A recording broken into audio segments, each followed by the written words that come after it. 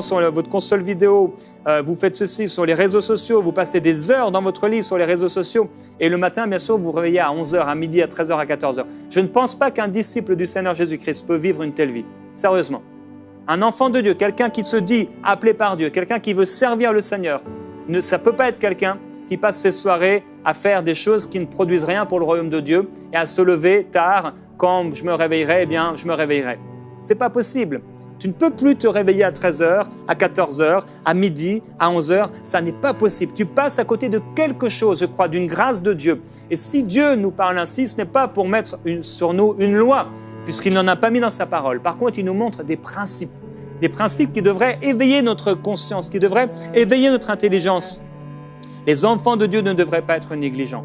Parmi les plus grands hommes de Dieu, que ce soit George Muller, que ce soit John Wesley, Yonggi Cho et bien d'autres, ils disaient tous une chose, ils se levaient tôt avant que le soleil se lève. Les enfants de Dieu ne devraient pas être négligents. Alors qu'est-ce qu'on peut faire tôt le matin? Parce que se lever tôt le matin, ce n'est pas un but en soi. Ça doit avoir une valeur spirituelle. Bien sûr, on peut communier avec Dieu. Il est écrit dans le Cantique des Cantiques, « Dès le matin, nous irons aux vignes. Nous verrons si la vigne pousse, si la fleur s'ouvre, si les grenadiers fleurissent, là je te donnerai mon amour. » Ici, il est parlé bien sûr du couple, mais il est bien sûr parlé et avant tout de manière spirituelle de notre relation avec Dieu. Quand on est là dès le matin. J'ai pris personnellement l'habitude de me lever tôt le matin depuis un moment maintenant et j'ai vu la grâce que c'était. Quand tu es dès le matin, quand les autres peut-être personnes de la maison ou les autres personnes de la ville autour de toi se réveillent et toi, ça fait déjà 3 heures que tu es dans la présence de Dieu. Tu as pu prier, tu as pu passer du temps dans l'adoration, tu as pu passer du temps dans la parole de Dieu. Il ne faut pas qu'on passe à côté de ces moments. Il faut qu'on y revienne. Il faut qu'on vienne et qu'on vive quelque chose avec l'époux. Je vous assure, frères et sœurs, le Seigneur est là et il attend. Oui, là, je te donnerai mon amour. Et la parole déclare, oui, ta parole est une lampe à mes pieds. Si c'est une lampe à mes pieds, c'est qu'il ne fait pas encore jour. Une lumière sur mon sentier. Je devance l'aurore, le psalmiste dit, et je crie, j'espère en tes promesses. Le psalmiste connaissait la grâce de pouvoir se lever tôt, dès le matin, pour communier avec le Seigneur. Oui, nous pouvons communier avec Dieu. Ces temps de communion, ce n'est pas forcément des temps où on va prier, c'est juste des temps où on communie en esprit avec le Seigneur. J'ai commencé à prendre l'habitude de marcher le matin, je vous l'ai déjà partagé, et j'ai réalisé en rentrant à la maison que des fois, là, j'avais envie de prier la prière d'intercession, une prière fervente. Parce que quand je marche, c'est plus de la communion avec Dieu. Il y a peut-être moins de paroles, mais je suis juste dans la présence du Saint-Esprit. Quelqu'un peut s'asseoir sur son fauteuil, quelque part, et de la même façon, il vit juste une communion avec Dieu. On peut aussi passer du temps à louer Dieu, on peut passer du temps, bien sûr, à lire la parole de Dieu, passer du temps à prier. Si vous vous levez tôt, vous allez voir la grâce de la manne. Prendre quelques versets peut-être même et commencer à les méditer. Dieu va vous nourrir. Dieu va vous parler. Alors, on va prier par rapport à ça et prendre dans un temps, je crois, un temps de décision. De se lever tôt, certains, le Seigneur vous en a déjà parlé. Et maintenant, il s'agit juste d'une décision.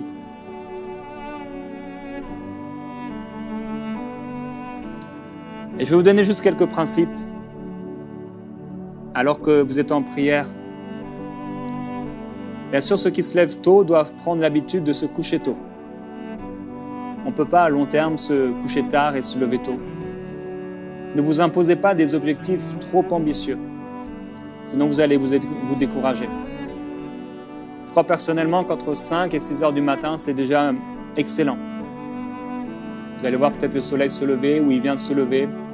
C'est un temps qui est bon. Prenez en considération vos limites physiques. C'est quelque chose d'important. Comme j'ai dit, vous allez peut-être rencontrer des difficultés au départ. Ce ne sera peut-être pas facile. Mais demandez au Seigneur la grâce de pouvoir le vivre. Conservez au moins 6 heures de sommeil, je crois que c'est important. Entre 6 et 8 heures, c'est bon. Alléluia. Merci Saint-Esprit. Père, aujourd'hui tu veux nous encourager à nous lever tôt. Pas comme une obligation, mais plutôt comme une proposition de vivre des temps particuliers dans ta présence. Mon frère, ma soeur, là où tu te trouves, demande au Seigneur, est-ce que l'heure à laquelle je me lève, d'une manière générale dans ma vie, est-ce que c'est la bonne heure? Parce que Seigneur, je suis à toi.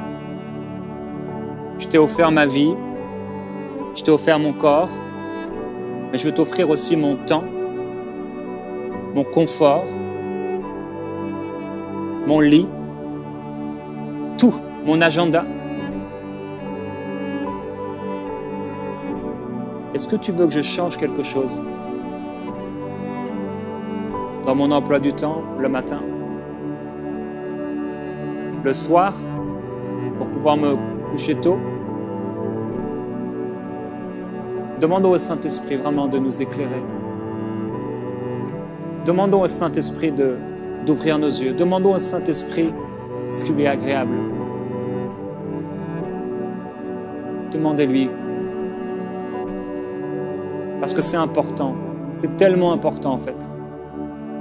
C'est pas juste un petit truc qu'on va ajouter.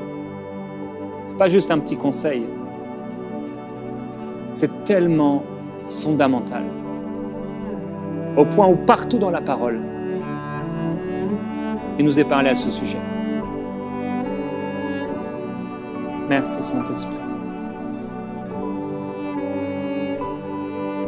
Si vous avez du mal à vous lever, vous êtes une personne qui vous aimez tellement votre lit, et j'aime dormir, mais vous l'aimez trop,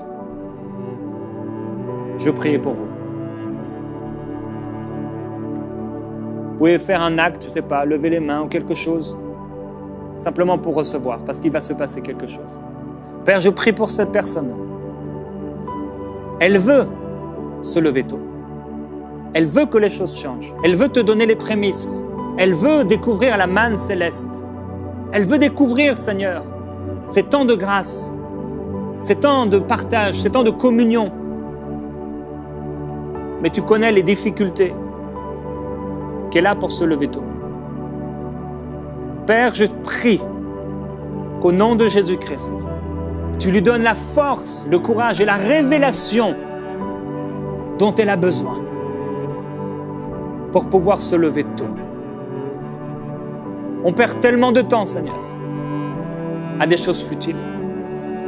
Trop de chrétiens se lèvent, et moi-même je l'ai fait pendant longtemps, et courent à leurs activités. Trop d'enfants de Dieu se lèvent. Ils s'habillent, ils se lavent rapidement, ils déjeunent rapidement et paf, ils courent au travail. Et c'est ainsi que le monde est ce qu'il est et que l'Église est ce qu'elle est. Et Père, je prie pour une génération d'hommes et de femmes qui apprennent à se lever tôt, qui apprennent à passer du temps, les prémices avec toi. Saint-Esprit, merci. Je prie, Père, qu'au-delà de se lever tôt, tu nous aides à te donner notre agenda, à te donner notre temps.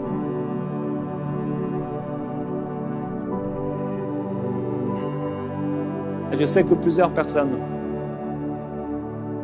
il y a comme une colère, vous êtes fâchés, et ça montre combien c'est précieux pour vous. C'est comme si j'étais rentré dans votre cercle, comme si c'était trop précieux, trop intime. Moi, je veux entrer nulle part, mais le Saint-Esprit veut entrer au plus profond de ce qui vous est cher, au plus profond de ce qui vous est précieux, au plus profond de vos nuits, de vos jours.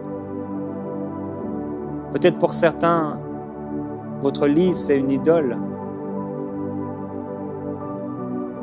Et le Seigneur va vous en débarrasser. Tout ce qui vous éloigne du Seigneur. Il y a plusieurs personnes, vous n'avancez pas avec le Seigneur parce qu'en fait, vous ne trouvez pas le temps. Et ce n'est pas que vous n'avez pas le temps. c'est que vous avez manqué de sagesse et vous avez laissé le temps aller, comme un train qui avance et qu'on ne peut plus arrêter. Vous avez été entraîné encore et encore à de multiples occupations, de multiples activités. Et le Seigneur dit, arrêtez et sachez que je suis Dieu. Dieu ne veut pas faire de nous des robots. Dieu ne veut pas qu'on soit fatigué à longueur de journée, non. Je crois que, alors qu'on obéit aux instructions du Saint-Esprit, qu'il donne dans notre cœur, pour certains ce sera peut-être 5 heures, certains ce sera 6 heures, certains ce sera peut-être 7 heures. Ce qui est important, c'est d'entendre sa voix. Ou en tout cas, si ce n'est pas forcément une voix, parce que des fois, ce n'est pas une voix, le témoignage intérieur est d'y obéir. Et je crois que quand on le fait, il y a une grâce qui vient sur nous. Il y a une fraîcheur qui vient sur nous. Et vous réaliserez que vous pourrez faire beaucoup plus parce que vous avez mis Dieu en premier. Soyez fortifiés, remplis du Saint-Esprit et prenez cette décision radicale. Je vais me lever tôt plus régulièrement et pourquoi pas tous les jours pour passer un temps avec le Seigneur.